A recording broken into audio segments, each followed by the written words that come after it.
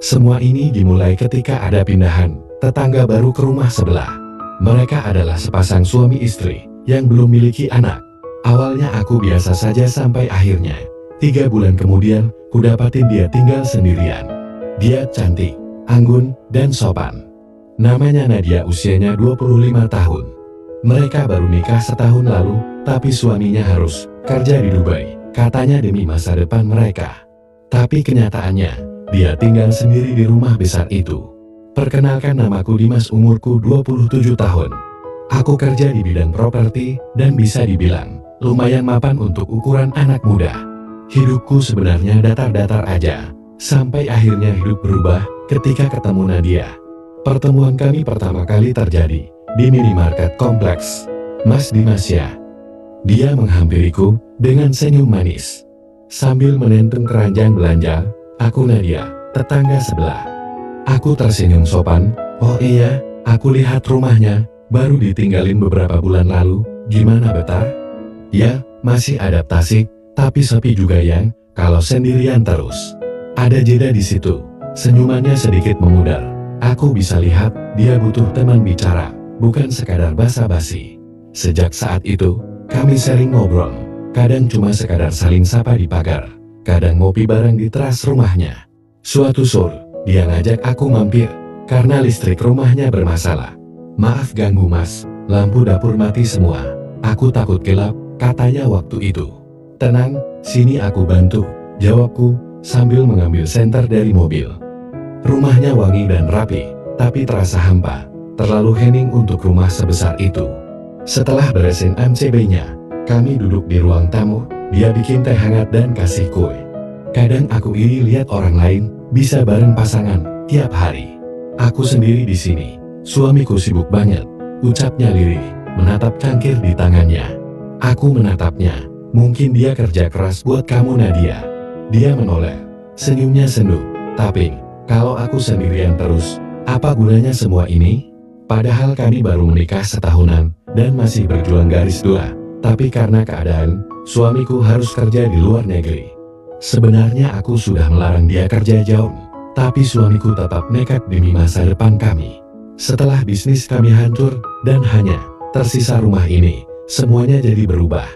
Aku terdiam dan ada perasaan aneh di dadaku waktu itu. Aku tahu ini nggak boleh, tapi sejak malam itu, perhatianku mulai berubah. Sejak malam aku bantu Nadia perbaiki listrik, kami jadi makin dekat. Nggak ada satupun hari terlewat tanpa kami bertukar pesan atau sekadar saling menyapa dari pagar. Kadang dia ngundang aku sarapan di teras rumahnya, kadang juga kami ngobrol panjang di malam hari sampai lupa waktu. Hari itu hari Minggu, aku baru pulang jogging dan Nadia tiba-tiba manggil dari balkon lantai 2. "Mas Dimas, lapar nggak? Aku masak banyak nih, tapi sendirian malah bingung mau makan sama siapa." Aku cengengesan sambil mengusap keringat tua, kayak tahu aja aku belum sarapan. Dia ketawa kecil, "Udah mandi dulu sana, nanti aku siapin di meja." Dan pagi itu berubah jadi hangat. Kami duduk berdua di meja makan. Aku dengan kaos oblong dan celana pendek, dan Nadia dengan daster tipis warna biru muda dan rambut yang masih agak basah. Wajahnya segar dan cantik banget. Kita makan bareng sambil ceritain banyak hal, dan tiba-tiba dia mengatakan, "Aku tuh pengen banget punya keluarga yang hangat," katanya. "Tapi sekarang malah ngerasa kayak janda muda, padahal baru nikah setahun." Aku diam dan gak tahu harus jawab apa. "Mas pernah ngerasa kesepian?" Tanyanya lagi, matanya menatapku dalam. Aku angguk pelan, "Sering." Kami saling pandang lama, dan aku tahu ini bukan lagi sekadar simpati. Ada hal lain di sana yang tak pernah kami ucapkan, tapi sama-sama kami rasakan. Beberapa hari setelah itu, aku pulang kerja lebih cepat. Ada info di grup komplek, katanya ada kabel listrik putus dekat rumah. Aku mau cek, takut rumah Nadia kena juga. Pas aku ketuk pintunya, nggak ada jawaban. Pintunya juga nggak dikunci. "Nadia," panggilku dari dalam, nggak ada suara. Lalu aku jalan pelan ke dalam. Dan suara air dari kamar mandi langsung terdengar jelas. Lalu terdengar suara kecil dari balik pintu kamar mandi. "Mas Dimas, kamu ya?" "Iya Nan, pintu rumahmu kebuka. Aku khawatir." "Tungguin aku di kamar ya." Sebentar aja. Aku gugup tapi tetap duduk di pinggir ranjangnya. Kamar itu wangi, penuh sentuhan wanita. Beberapa menit kemudian, dia keluar, dan hanya mengenakan handuk yang menggantung pas di dada. Rambutnya basah dan kulitnya putih bersih. Nat, bisikku pelan. Aku berdiri tanpa sadar. Dia menatapku, lalu menunduk, lalu berkata, "Aku tahu ini salah Mas, tapi aku capek sendirian terus." Aku sedikit terkejut, dan hanya terdiam, lalu berkata, "Maksud kamu Nat?" Dia mendekat tanpa kata-kata, tangannya merangkul di leherku, dan sebuah ciuman lembut mendarat di bibirku. Saat itu aku tahu maunya dia apa sekarang. Perlahan tanganku kuangkat menyentuh pipinya, dia tak menjauh, justru menatapku penuh harap. Dan di detik itu, semua logika runtuh, yang tersisa hanya rasa, sentuhan, napas kami yang menyatu. Sore menjelang malam itu, kami melanggar batasan. Ku berikan apa yang diinginkan Nadia, mungkin yang sudah lama dia pendam, sejak ditinggal suaminya. Tak ada kata dan hanya pelukan panjang. Setelah semuanya terjadi, Nadia menyandarkan kepalanya di dadaku, dan dengan pelan berbisik, "Jangan tinggalkan aku, Mas Dimas."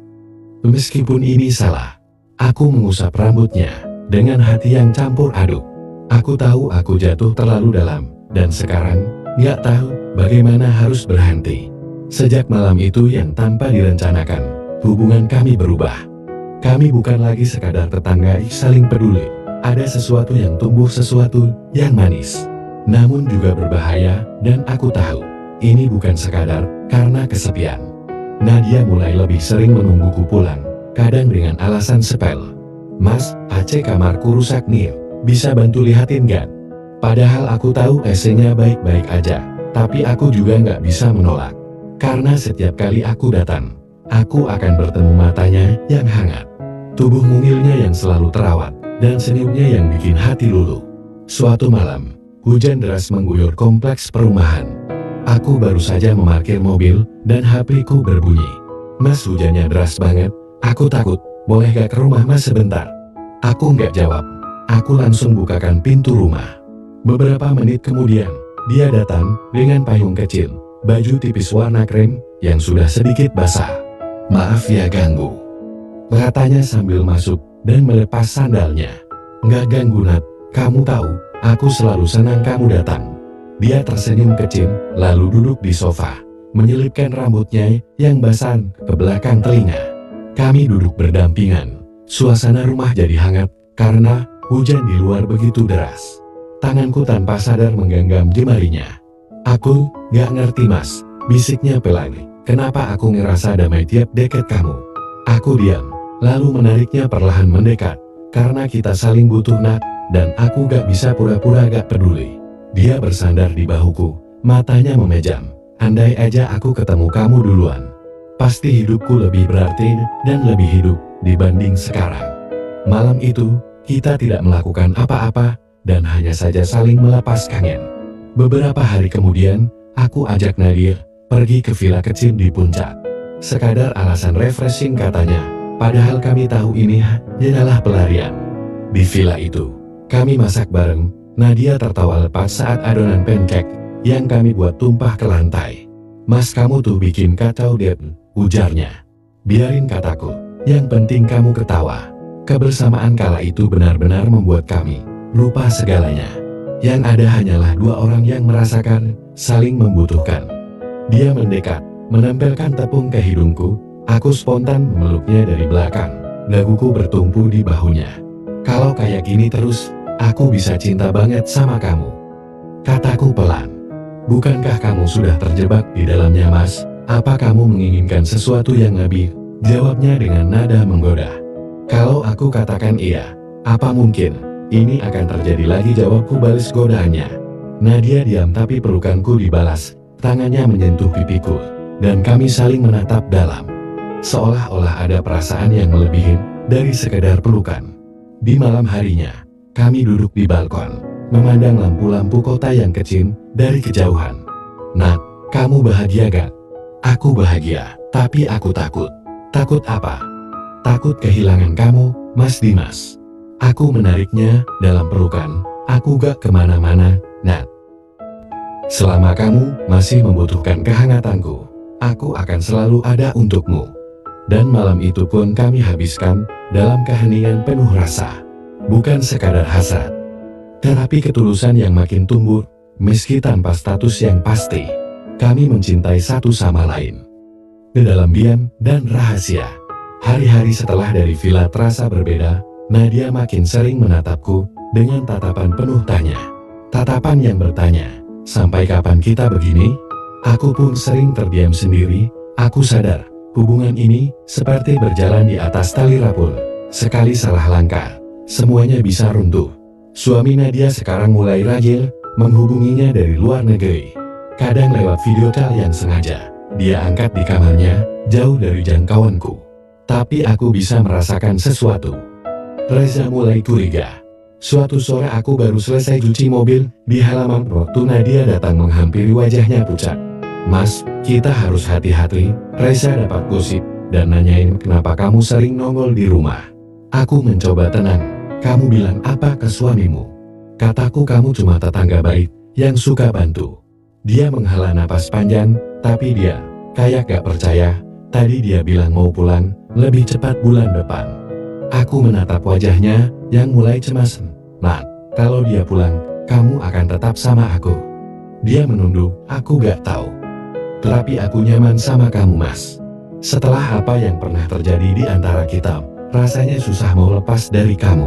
Nah, aku sayang kamu bukan karena kamu cantik, atau karena kamu kesepian, tapi karena kamu bikin aku merasa dibutuhkan. Dia menatapku, lalu pelan-pelan mengusap pipiku. Mas Dimas, jangan bikin aku jatuh lebih dalam. Kalau suatu saat kamu harus pergi, aku gak akan pergi, kecuali kamu suruh aku menjauh. Mata kami kembali bertemu dan kali ini, dia yang menarikku dalam pelukannya, lama dan hangat sekali. Seperti ingin menyimpan seluruh rasa sebelum semuanya berakhir. Malamnya hujan turun lagi, seperti malam pertama kami saling terbuka, dan seperti biasa, aku duduk di sofa rumahku. Pintu rumah tiba-tiba terbuka perlahan. Nadia berdiri di sana, mengenakan baju tidur, longgar warna putih. Mas, aku gak bisa tidur. Aku tahu dia pasti datang, dan aku berdiri. Menghampirinya, kami saling memandang tanpa kata. Lalu seperti ditarik oleh perasaan yang tak tertahankan dan kami saling mendekat. Tanganku menyentuh wajahnya, jemarinya menggenggam erat lenganku. Biarpun mungkin ini malam terakhir. Meluk aku, Mas. Dan sekali lagi, kami menyerah pada rasa, tanpa ada janji, tanpa ada kepastian. Tapi penuh kehangatan dan kerinduan yang tak bisa dibohongi. Malam itu hujan deras, kami saling melepas perasaan untuk kesekian kalinya, dan Nadia merasa bahagia. Aku tahu ini salah dan dosa, tapi aku tidak bisa menolak ketika Nadia datang padaku. Dia terlalu cantik untuk diabaikan. Begitulah malam yang penuh rasa, hanya jam dinding yang berdetak menjadi saksi bisu kami. Pagi harinya kami sarapan berdua. Nadia terlihat ceria setelah bersamaku semalam, dan meskipun aku tahu pikirannya berkecamuk. Mas, kalau aku bilang, aku mau pilih kamu, kamu berani gak ambil resiko? Aku menatapnya, berani nak, semua keputusan ada di tanganmu, tapi kamu yakin? Dia menggigit bibir bawahnya, lalu tersenyum. Aku mulai lelah sembunyi. Apapun keputusanmu, aku akan mengikuti nak, ujarku untuk meyakinkan kepadanya. Hari-hari menjelang kepulangan Reza, semakin membuat jantungku tak tenang.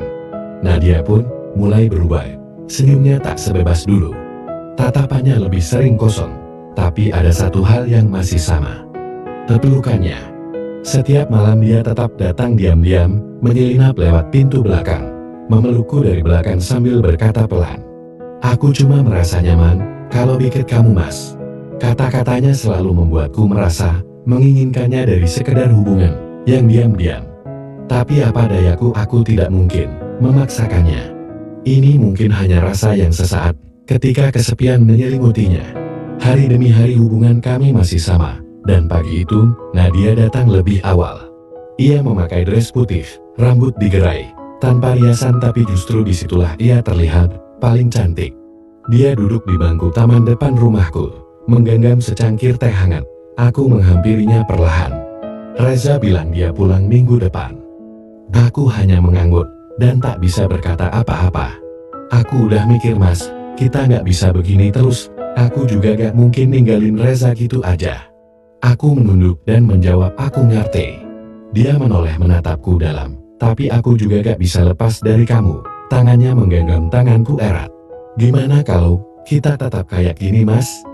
Nggak usah mikir terlalu jauh, kita jaga rasa ini. Cukup kita berdua yang tahu. Aku menatapnya, ada rasa sedih, tapi juga lega. Kami sama-sama tahu ini tak mudah, tapi juga tak mungkin sepenuhnya berakhir. Aku siap, Nak. Selama kamu masih membutuhkan kehangatan, aku selalu siap menyambutmu. Dia tersenyum, matanya berkaca-kaca. Cinta gak harus bersama sepenuhnya kan? Iya, Nat. Tapi rasa yang kemarin tetap ku jaga untukmu. Beberapa minggu kemudian, Reza sudah pulang dan rumah Nadia terlihat lebih sibuk.